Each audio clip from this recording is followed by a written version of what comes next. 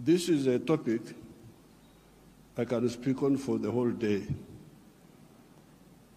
I'm therefore glad we have had this meeting where the presidents of Africa meet with some of the Western leaders.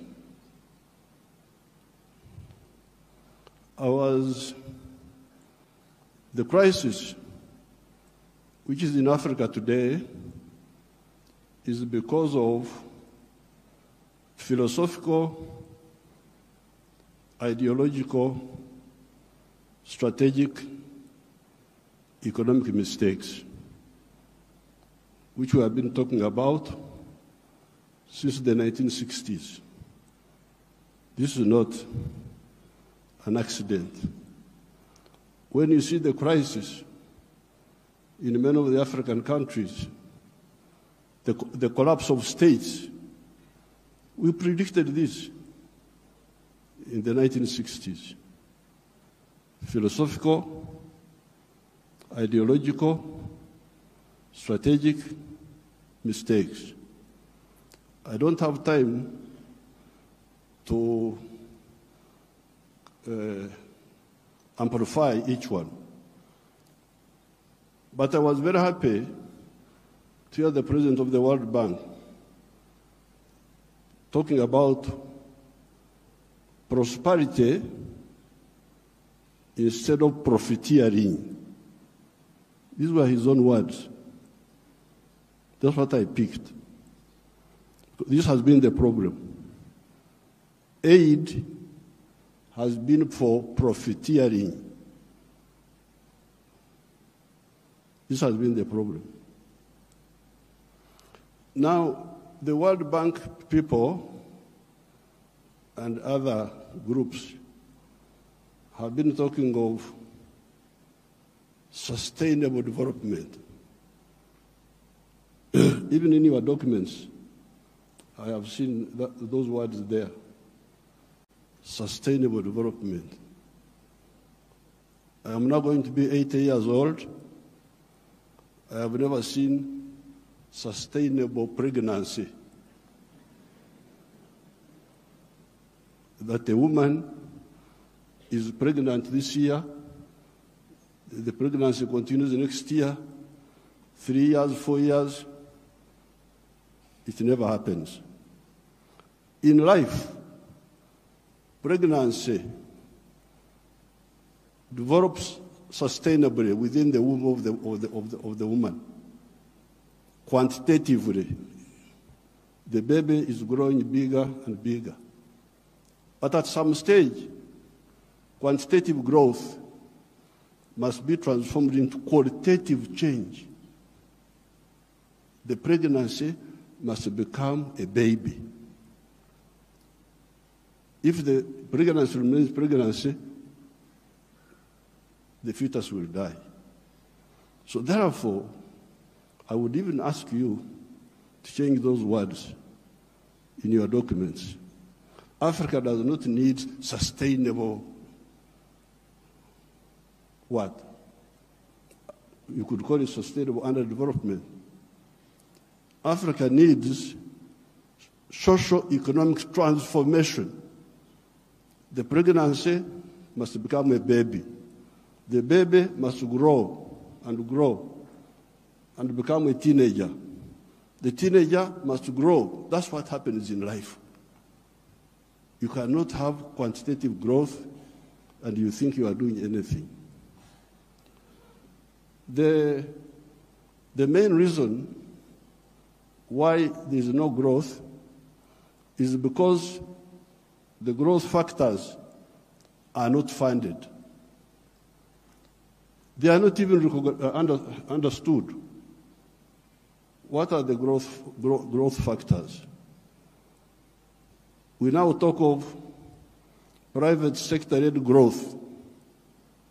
Yes, but for the private sector to grow, what does it need? It needs low costs of production. Ministers of Finance, low costs of production. And what are the low costs of production? Number one, transport. You must have low transport costs. Where do low transport costs come from? From the railway. If you don't fund the railway, how will you get low transport costs? Wonderful people, Banco Mundial, IMF, all of these. Where will low cost of production come from if you don't have a railway? I have been here for the last 64 years. I've been watching as a student leader, as a freedom fighter, now as the leader of a country. How many railways have been constructed or funded in Africa? The few that have been was by China, the Tanzania Railway to Zambia, and recently China, another one here in Kenya, and then Tanzania on their own, they are building a railway line. So if you are talking of helping Africa, the railway, I don't want to be involved in any other words, no, please. The railway. Because if you fund the railway, you will have low cost of transport, and you can produce products which are cheap, which can be bought in the world. So you audit how much funding, all these billions you are talking about, how much of it has gone to the railway. Audit it. The second cost pusher is electricity. If you don't find electricity and you talk about sustainable development, what are you talking about? Private sector-led growth. Maneno tu. Electricity, we must have low-cost electricity, not exceeding 5 cents per kilowatt hour. That's what I insist on in Uganda. I'm tired of all these stories. These neo-colonial civil servants who have been holding us back, I have put my foot down, say, I don't want to hear those stories. And Uganda is developing, and it will develop, because I don't entertain that nonsense anymore. Borrowing for what? Capacity building. Imagine. Seminars. They call you in a hotel, you eat chapati, you eat mandazi. They say that is capacity building. Capacity building should be on the ground, not just seminars. So, the second point, Excellency, is electricity. The third one, those people who talk about private sector-led growth. I have been trying to borrow money for our UDB, Uganda Development Bank, a bank which funds manufacturers. No, I don't get support for that. Instead, they want me to go, my people to go to commercial banks. But commercial banks cannot give, no, those commercial banks are to encourage imports.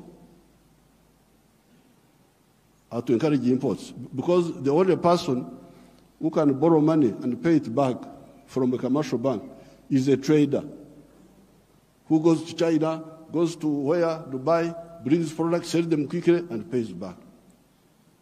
So, if you are serious, I needed to hear about the low-cost funding for manufacturing. Not for stories, not for what, no, manufacturing.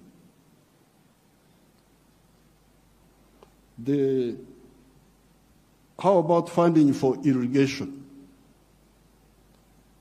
Because if you want to stabilize agriculture, a country like Uganda is very rich. We have got everything. But still, sometimes we get some erraticness in the rain.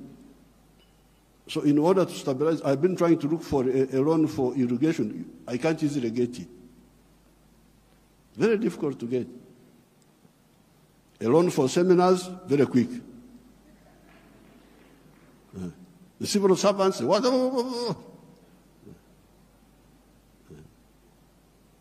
But a loan for irrigation, you don't see. Now, finally,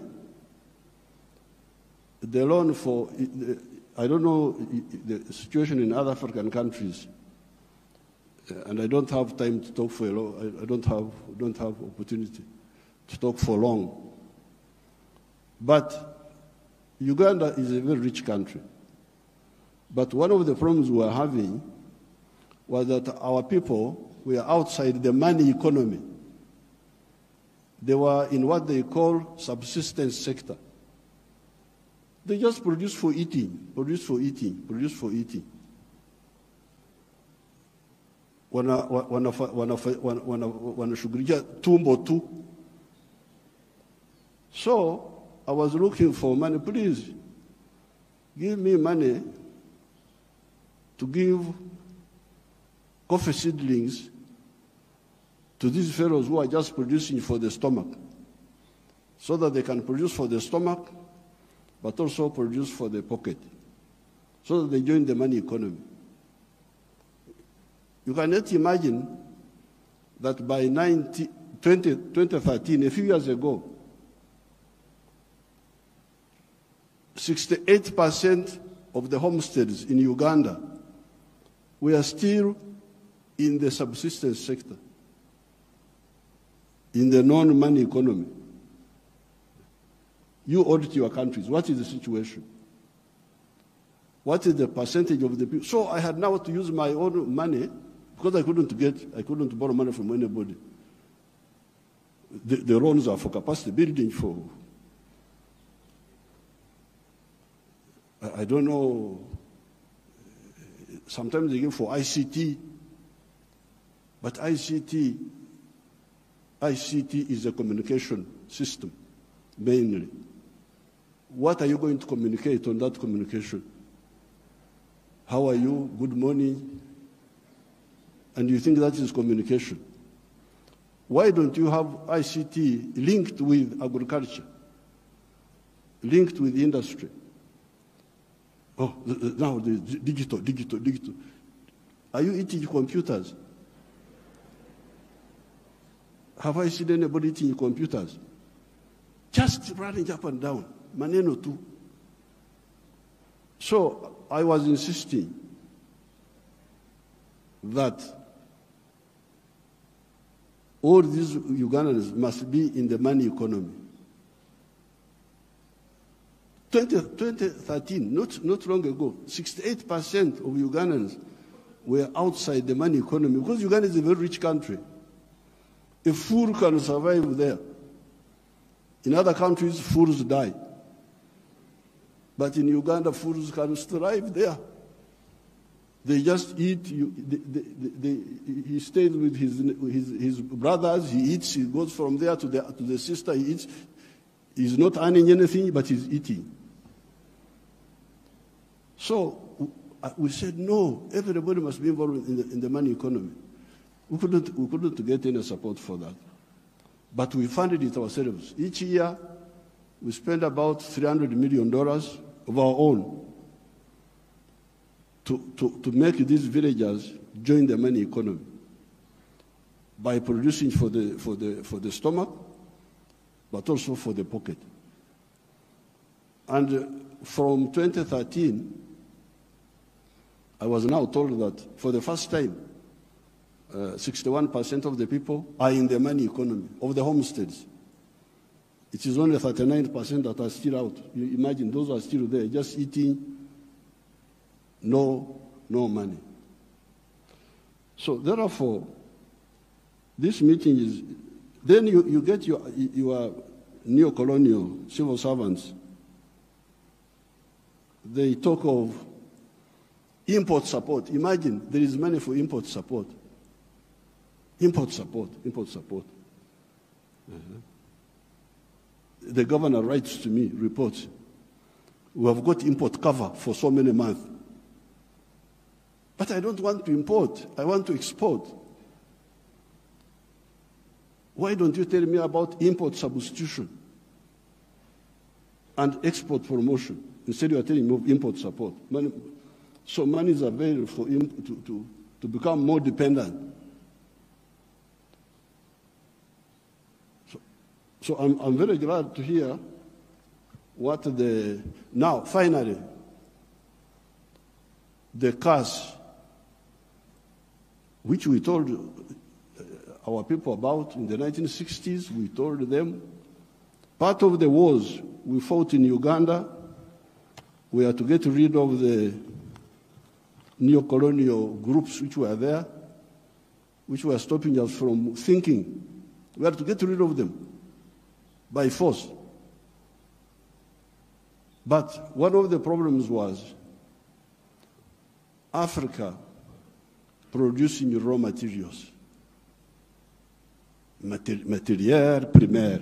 They call it in French. Matière primaire. Raw materials. Imagine coffee.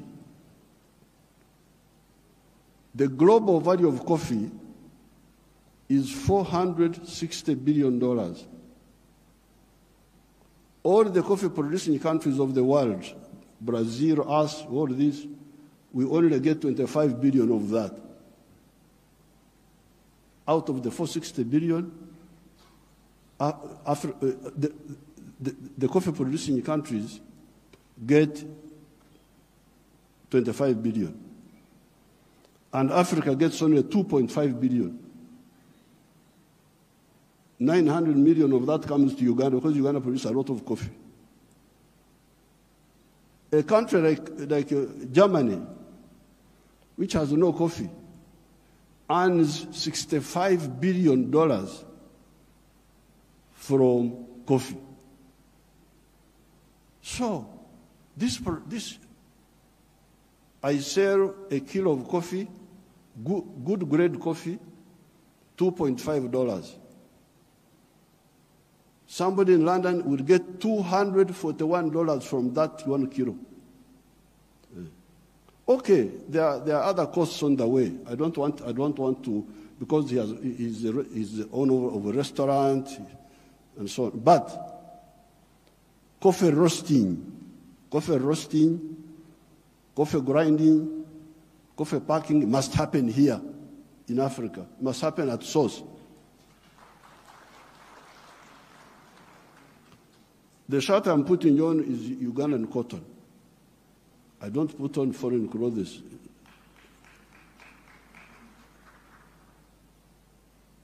It's only the trousers I'm putting on because I can't go naked. Because they have not solved that problem for me. So, if you look at cotton, how many job levels are there? Job levels. You grow the cotton. Okay, that one we do. Those jobs we do. We gene the cotton. Kutoa mbegu, remove the seeds. That one we do here. And we end there. When you hear all these countries which have got crisis, Burkina Faso, I don't know what, Mali, all of them are cotton growing countries. But how much textiles are they producing? They're importing textiles, I don't know from where. So now if you end at level 2, gening, removing the seeds, then you take the pamba, you take the cotton, to cleverer people who are clever. Watu wenye akili wako huko,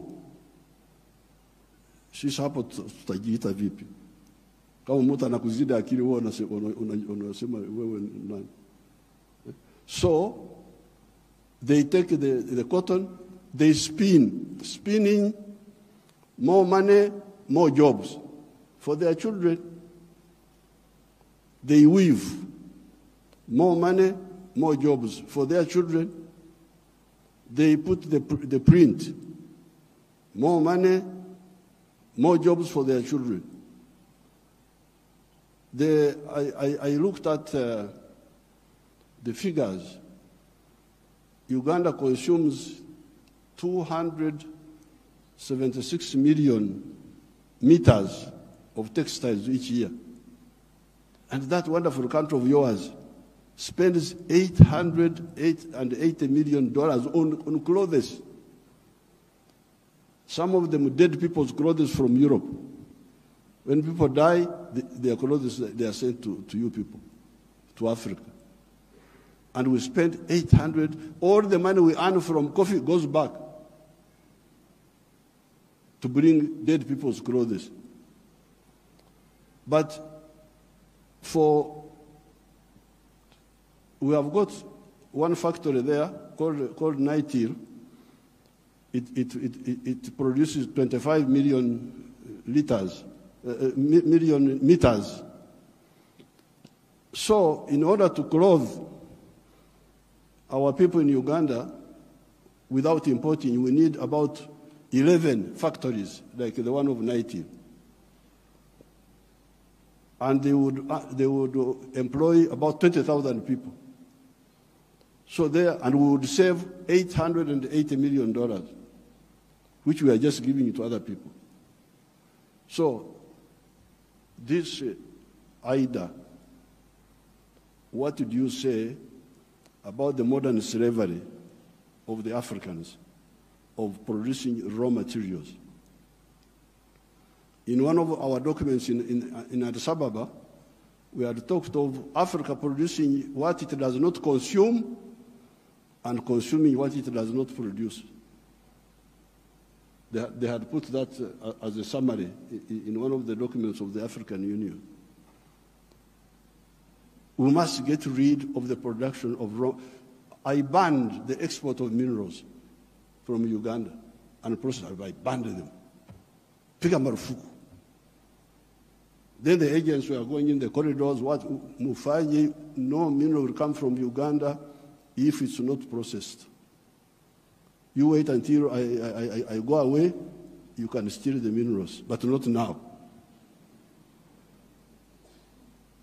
I banned this export of unprocessed minerals in 2012. My young brother, His Excellency Ruto, I forgave him and gave him some little iron ore for, I think, 2 or 3 years, because I've got a lot of iron ore, one of the best in the world. I told him, His Excellency Ruto's man, Muhindi wa hapa Kenya, you come and build the steel factory in Uganda at the iron ore. Oh, yeah. I've already built in Mombasa. So I said, okay, because of my young friend, I give you some iron ore for 2 or 3 years. But come and put the factory here. Now you can imagine akili ya watu wenu, my civil servants. An Indian wanted to take that iron ore to India. Imagine. Iron ore in our language is called obtare, but it is soil, black soil. If you see it, it is soil. To take that to India and do what? Pay your wonderful people $47 per ton. Our iron ore is the purest in the world. It is 70% pure. So you need like 1.5 tons to make a ton of steel. Now, a ton of steel costs $700. Somebody gives you $47 on your wealth, the wealth of your people, and he gets $700 from it. and all the jobs. Your children have no jobs. Watoto wa Wahindi wanafanya wamepata kazi. I can't be part of that treachery. So I banned, there will be no export of unprocessed minerals from Uganda. So there's no business. What do you mean there's no business? So when I banned them, they are flocking in now. They have opened 7 gold refineries. 7 gold refineries. They are there. Because I banned. The other day I was opening a tin refinery. You can imagine this tin, and Sulu Samia may know where we were, the power station. Both sides, the Uganda side and the Tanzanian side. That is all tin. But all this time, imagine, since the British were here, they were taking, walikuwa wanachukua mawe tu, stones, because tin in nature is a stone, looks like a stone. So they take that. And they give my people $11 per kilo. And they take it to cleverer people. For the cleverer people, they get $32. My people got 11, those people get $32. And all the jobs. So when I was opening the factory, I was asking the refinery, I was asking them, this boy who opened the factory is a Canadian. I was asking them, huyu Mkanada ameleta umeme wake. Has this Canadian brought his own electricity? No. Anatumia umeme wa kwetu. Ameleta maji yake ya factory? No. Anatumia maji yetu. Internet anatumia ya nani? Ya kwetu. So, out of the $32, much of that money will remain in Uganda. Pay for the raw material, pay for the electricity, pay for the water, all that remains in Uganda. So, what does, first of all, my African brothers and sisters say about this hemorrhage of Africa? Hemorrhage. Echikurukuto, we call it in Uganda. This hemorrhage must stop. The crisis you see in these countries is because of stagnation of the last 60 years since independence. The population is increasing, the economies are not increasing. What do you expect? So with these few words, Your Excellencies, what do I say? Merci beaucoup.